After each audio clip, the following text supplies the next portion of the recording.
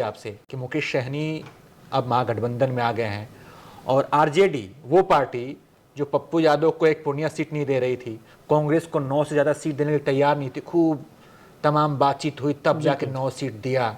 वो पार्टी मुकेश सहनी की एक छोटी सी पार्टी को लोकसभा की 3 सीटें देती हैं। कि इसे आप कैसे देखते हैं? आखिर मुकेश सहनी कितना बड़ा नाम है भाई, क्या वाकई में वो 3 सीट लायक हैं, या फिर आरजेडी जो है इसको लेकर लोकसभा चुनाव से ज़्यादा फोकस जो है बिहार विधानसभा चुनाव को लेकर है कि भाई फायदा वहाँ मिल जाए, यहाँ मिले या ना मिले? आपने जो भी कहा बिल्कुल सही कहा किसले। 2020 में मुकेश सहनी एनडीए का हिस्सा थे, सरकार में मंत्री रहे, बाद में उनकी सदस्यता जब खत्म हुई उसके बाद फिर कंटिन्यू नहीं हुआ, फिर पार्टी में टूट हुई, बीजेपी में उनके एमएलए चले गए, उसके बाद से पैदल थे बेचारे। अभी पिछले दिनों उन्होंने एनडीए में भी रास्ता तलाशा कि एनडीए में एंट्री हो जाए, सीटों पर बात नहीं बनी।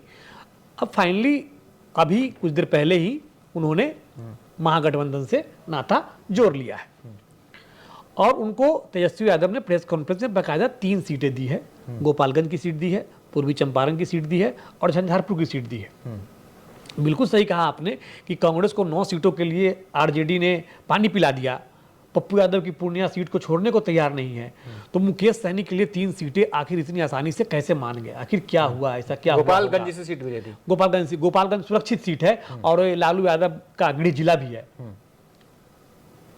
ऐसा नहीं है कि लालू यादव के पास कैंडिडेट नहीं था इन 3 सीटों पर लड़ाने के लिए। जहां